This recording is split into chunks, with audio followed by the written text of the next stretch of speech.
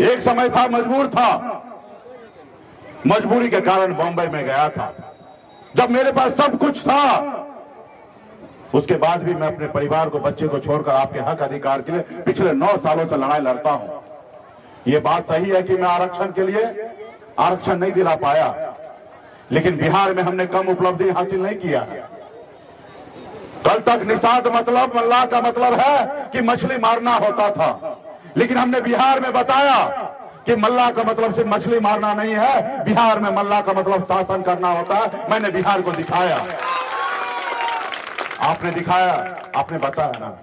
आजादी के 77 साल बीतने के बाद पहली बार हिंदुस्तान में, बिहार में, कल तक निषाद का बेटा एक टिकट मांगने के लिए पूरी उम्र को बिता देता था, एक टिकट नसीब नहीं होता था। लेकिन 2020 में निषाद मल्लाह का बेटा टिकट नहीं मांग रहा था, टिकट बांट रहा था। ये हमारी पहचान है साथियों। आपने देखा 4 विधायक हमने आपके अपने दम पर हमने बनाया। बिहार में सरकार मंत्री हमने किसी के मेहरबानी से नहीं बना था, अपने दम पर बिहार में मंत्री बना। और आप सबको पता होगा, सरकार का चाबी मेरे पास था। अगर हम जिनको चाहते उनको बिहार का मुख्यमंत्री बना सकते थे, ऐसी ताकत हमारे पास था। लेकिन हमने ईमानदारी के रास्ते पे चलकर बिहार का मुख्यमंत्री नीतीश कुमार जी को बनाया। यूं कह दीजिए कि एक निषाद मल्लाह का बेटा के समर्थन से बिहार में मुख्यमंत्री नीतीश कुमार को बनाया गया साथियों, नीतीश कुमार जी को बनाया गया। ये है हमारी उपलब्धि। इसलिए साथियों, ये कैसे हुआ, ये क्यों हुआ? जब हम मैदान में उतरे, संघर्ष किए, आपने हमें अपना भाई, आपने हमें अपना नेता, आपने हमें अपना बेटा जब माना और आपने कहा सन ऑफ मल्लाह आप आगे बढ़ो, हम आपके साथ हैं, तब मैं ऐसा कर दिखाया। अगर आप हमें अपना नेता नहीं मानते तो क्या लगता है ये भाजपा वाला हो या लालू जी हो हमसे गठबंधन करता? नहीं करता। उनको मालूम है कि बिहार में निषाद समाज के हक अधिकार के लिए लड़ाई सन ऑफ मल्लाह लड़ता है, और बिहार में हर घर में, हर किसी के दिलों में अपना जगह सन ऑफ मल्लाह बना लिया है। और बिहार में निषाद का नेता मुकेश सहनी है। और जब उनको यह एहसास हो गया तो आपसे समझौता करता है। कल तक आपसे समझौता करता था कि आप अपना वोट 200 रुपए में बेचिए, लेकिन आज समझौता क्या करता है कि सहनी जी मेरे साथ आ जाइए, 25 को विधानसभा ले लीजिए, आप मेरे साथ आ जाइए, 5 को लोकसभा ले लीजिए। आज ऐसा समझौता करता है। लेकिन कल तक आपके गांव में आके 200 रुपया, 400 रुपया किसी लंबा कुर्ता वाले को दे देता था और आपका वोट खरीद लेता था। लेकिन आज आपका से समझौता होता है। आज हमारी लड़ाई है कि निषाद को आरक्षण मिले। ये कोई मैं भीख नहीं मांगता हूं, ये मेरा अधिकार है। आज बताइए ना, बंगाल में निषाद को आरक्षण है एससी का, आप दिल्ली चले जाइए, वहां पे निषाद का सभी उपजाति को एससी का दर्जा मिला हुआ आरक्षण है एससी का, लेकिन बिहार में नहीं है। आप बताइए, देश एक है, देश के प्रधानमंत्री एक है, देश के गृह मंत्री एक है, देश का संविधान एक है, फिर हमारे साथ भेदभाव क्यों? जब बंगाल, बिहार, उड़ीसा, झारखंड पहले एक ही राज्य हुआ करता था, लेकिन समय के अनुकूल ये राज्य आपस में बंटवारा हुआ। लेकिन आप बताइए कि बंगाल का निषाद और बिहार का निषाद में फर्क है? दोनों एक ही है, लेकिन एक भाई को आरक्षण मिल रहा है, दूसरा भाई को आरक्षण नहीं मिल रहा। इसका दोषी कौन है? इसका दोषी वो जो दिल्ली में बैठे हैं, वो दोषी है। और दूसरा दोषी कौन है? दूसरा दोषी आप लोग हैं और हम हैं। क्या हम अपने हक अधिकार के लिए हमने संघर्ष नहीं किया और लड़ाई नहीं लड़ा? आज यूपी, बिहार, झारखंड में 3 राज्य में घूमिए, 137 जिला है, 137 जिला में एक भी निषाद का बेटा कलेक्टर नहीं है। अगर काश अगर हमारे समाज में भी अगर आदरणीय लालू प्रसाद यादव जी जैसे नेता अगर जन्म लेते, संघर्ष करते, लड़ाई लड़ते, तो आज हमें आरक्षण मिल गया होता। और आरक्षण मिल गया होता तो इसका क्या लाभ होता मैं आपको बताता हूं। आज निषाद का बेटा कलेक्टर होता, एसपी होता, एसडीओ होता, बीडीओ होता, सीओ होता, डॉक्टर होता, इंजीनियर होता, लेकिन नहीं है।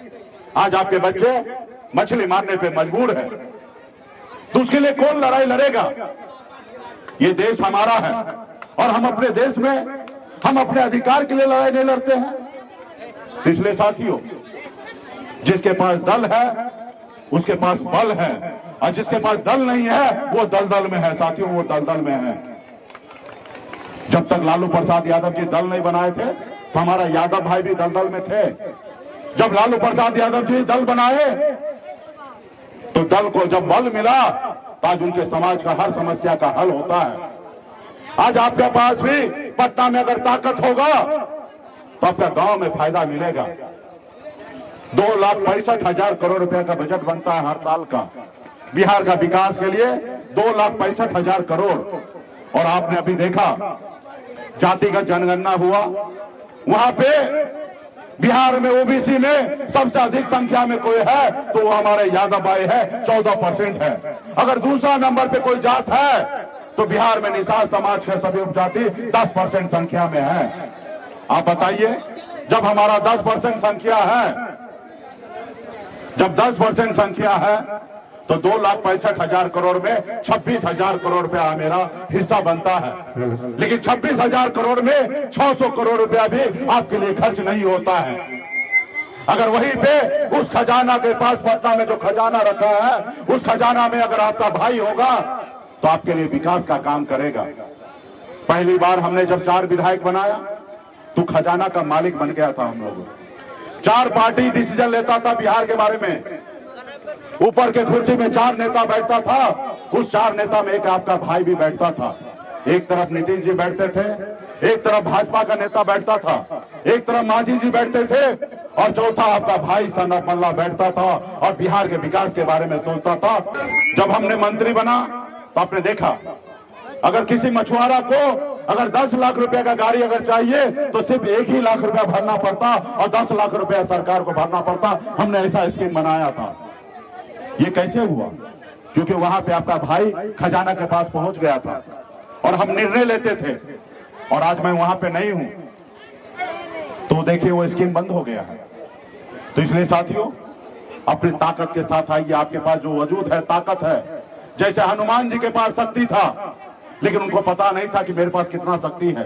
जब उनको एहसास कराया गया कि हे प्रभु, आपके पास अपरंपार शक्ति है, जब हनुमान जी का एहसास हुआ तो 7 समुद्र पार जाके रावण को लंका को जलाने का काम किया। साथियों, रावण को लंका जलाने का काम किया।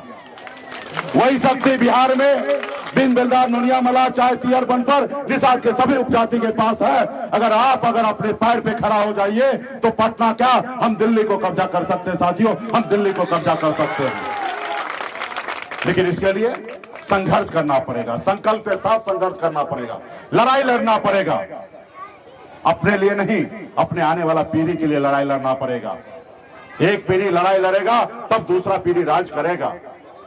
तो इसलिए साथियों, आप अगर अपने बच्चे का भविष्य अगर अच्छा देखना चाहते हैं तो इसके लिए संघर्ष करना पड़ेगा, लड़ाई लड़ना पड़ेगा, अपने वोट को ताकत को समझना पड़ेगा, एक रोटी कम खाना पड़ेगा, लेकिन बच्चे को पढ़ाना लिखाना पड़ेगा और समाज में भाईचारा बना के आपस में एकता के साथ खड़ा रहना पड़ेगा। आज लोग हमें कहते हैं कि सहनी जी, आप बिहार में इतना बड़ा नेता है, एक जात की बात करते हैं। हम कहते हैं नहीं, हम एक जात की बात नहीं करते।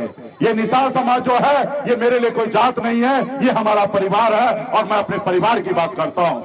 और परिवार की बात करना कोई गुनाह नहीं है। अगर ये गुनाह है तो ऐसे गुनाह 1000 बार मैं करने के लिए तैयार हूं, लेकिन हम लड़ाई लड़ेंगे, संघर्ष करेंगे। तो इसलिए साथियों, समय आ चुका है। अभी 2024 में मोदी जी को प्रधानमंत्री बनना है, एक तरफ राहुल गांधी जी को प्रधानमंत्री बनना है, और ना ही आपको बनना, ना ही हमको बनना है। हमें तो आरक्षण चाहिए ताकि यूपी, बिहार, झारखंड में 5 करोड़ निषाद परिवार के चेहरे पे मुस्कान आ सके, उसके घर पे खुशियां आ सके, उनका बेटा कलेक्टर, एसडीओ, बीडीओ बन सके। हम इसकी लड़ाई लड़ते हैं साथियों। और ये लड़ाई अपना वोट को, ताकत को दिखा के ही लड़ाई जीता जाएगा। क्योंकि जो लोग आप आगे है, आगे के कुर्सी पे बैठा है, वो नहीं चाहता है कि बिहार में निषाद का बेटा सर उठा के जिए। वो चाहता है कि निषाद का बेटा हमेशा गुलाम बन के रहे। जैसे 77 साल से गुलाम बन के है, उससे 100 साल तक आगे गुलाम बन के रहे। वो नहीं चाहता है कि आपका बेटा सर उठा के जिए। ये निर्णय आपको लेना है कि आपको सर उठा के जीना है या गुलामी में जिंदगी जीना है। ये निर्णय आपको लेना है। आपने देखा ना, आजादी के 75 साल बाद पहली बार हमने 4 विधायक बनाए, लेकिन उन्होंने, दुश्मन ने क्या किया, आपका विधायक खरीद लिया, आपको सरकार से बाहर कर दिया। जो सरकार आपने बनाया था वो मुझसे तकलीफ नहीं था। उनको पता है कि बिहार में निषाद समाज जो है वो सोया हुआ शेर है। जिस रोज ये जग जाएगा उस रोज लालू प्रसाद यादव जी के जैसे अकेले बिहार में सरकार बना लेगा। इसलिए उन्होंने षड्यंत्र के तहत उन्होंने सोचा कि मुकेश सहनी निषाद समाज का आवाज बन चुका है, ये कल तक जीरो था, जीरो से हीरो बन गया, 4 विधायक बना लिया, इसको रोको। अगर नहीं रोकते हो तो 125 बना के अकेले अपने दम पर बिहार में सरकार बना लेगा, फिर गुलाम किसको बनाओगे। उन्होंने षड्यंत्र के तहत हमारे विधायक को खरीद के हमें सरकार से बाहर कर दिया, लेकिन हम संघर्ष कर रहे हैं, लड़ाई लड़ रहे हैं। आज वही लोग आज झुक गया है, आज वो कहता है कि सहनी जी हमसे गलती हुआ, माफ कीजिए, आप हमारे साथ आ जाइए, हमारे दल में आ जाइए और 2025 का मुख्यमंत्री बन जाइए। उनको मुझसे तकलीफ नहीं है, उनको ये समाज से तकलीफ है। वो मुझको तो गुलाम बनाना चाहता है, क्या ये मेरा गुलाम बन जाइए। लेकिन हमने भी उसको कहा, भाई हम मलाह का बेटा है, हम जाल में मछली फंसाते हैं, जाल में फंसते नहीं हैं। हम अपना झोपड़ी में रहेंगे, हम झोपड़ी में रहेंगे, लेकिन झोपड़ी का बादशाह बने रहेंगे, लेकिन तुम्हारे महलों में आके हमें गुलामी नहीं करना, तुम्हारे गुलामी नहीं करना। हम लड़ाई लड़ेंगे, संघर्ष करेंगे। हमने अपनी पहचान बनाया ना, 10 साल में पहचान बनाया, जो 77 साल में कभी नहीं हुआ वो मैं करके दिखाया। हमने लोगों को बताया कि मल्लाह का मतलब सिर्फ मछली मारना नहीं होता, विधायक भी बनाना होता, हमने करके दिखाया। हम फिर लड़ेंगे, संघर्ष करेंगे। क्या होगा 2024 में फिर से गिर जाएंगे, फिर उठेंगे, लड़ेंगे, 30 में भी लड़ेंगे, गिर जाएंगे, फिर उठेंगे। एक न एक दिन लड़ाई लड़कर हम इतना आगे बढ़ेंगे कि हार भी शर्मिंदा होगा और हमें जिताएगा। लड़ाई में तो 2 ही परिणाम होता है साथियों, जब लड़ाई आप लड़िएगा तो 2 ही परिणाम होगा, हार या जीत। लेकिन घर में बैठे रहिएगा तो एक ही परिणाम होगा, वो परिणाम है हार। और जब आप मैदान में रहिएगा तो परिणाम कभी आपके भी पक्ष में आ सकता है साथियों, इतिहास गवाह है। आज मैं इस गांव से निकलकर शहर गया, संघर्ष किया, माँ बाप को छोड़कर गया, संघर्ष किया, तब ना यहाँ पहुंचा हूं। आज बिहार में संघर्ष किया 10 साल से, तब ना आज बिहार का इतना बड़ा नेता हो। आज हमें खुशी मिलता है कि आज सन ऑफ मल्लाह, एक मल्लाह के बेटा से देश का प्रधानमंत्री घबराता है, वो मुझे खुशी होता है। ये सब घर में बैठने से नहीं हुआ, ये संघर्ष करने से हुआ। आज उनके पास गलतफहमी का शिकार था, उन लोग को लगता था कि चुनाव के समय आएगा, मुकेश सहनी कितना भी चिल्ला ले, उनके समाज के लोग कितना भी लड़ ले, लेकिन जब चुनाव का समय आएगा उसके गांव में जाएंगे, 200 रुपया बांट देंगे और वोट खरीद लेंगे। लेकिन इस बार हमने ऐसा दबाव बनाया है, ऐसा दबाव बनाया है कि वो सोचने पे मजबूर हो गया है कि यूपी बिहार में अभी निषाद का बेटा वोट नहीं बेचेगा, अपने बच्चे का भविष्य के लिए लड़ाई लड़ेगा। और जब वो देखने लगा कि अभी ये वोट बिकेगा नहीं, तो आज हमारे सामने में झुकने लगा है। और निश्चित तौर पे मैं आपसे वादा करता हूं कि एक न एक दिन इतना झुकाऊंगा कि निषाद का बेटा को आरक्षण लागू करना पड़ेगा साथियों, लागू करना पड़ेगा। ये लो, मुंह मीठा करो, आज मैंने अपना जॉब छोड़ दिया, अब हम पूर्णिया वापस जाएंगे। जॉब छोड़ दिया है? मतलब ये घर कैसे चलेगा, हम करेंगे क्या, और माँ बाबूजी क्या बोलेंगे? इसलिए मैं एक और मिठाई का डब्बा लाया, अपने बिजनेस के लिए लोन अप्रूव हो गया। अरे लोन अप्रूव हो गया वो तो ठीक है, लेकिन पूर्णिया में हम रहेंगे कहाँ? अपना घर भी तो नहीं है वहाँ। इसलिए तो एक और मिठाई का डब्बा अलग से लाया हूँ। हमने पूर्णिया में घर ले लिया है, पूर्णिया के ई होम्स पैनोरमा में। पूर्णिया में पैनोरमा ग्रुप लेकर आए हैं ई होम्स पैनोरमा, बड़ा घर, आलीशान जिंदगी और अत्याधुनिक सुविधाओं के संग। अरे अरे, अब क्यों मुंह मीठा करवा रही हो? क्योंकि हम घर वापसी जो कर रहे हैं। घर वापसी की खुशी पूर्णिया में ई होम्स पैनोरमा के संग। E Homes Panorama, luxurious lifestyle redefined.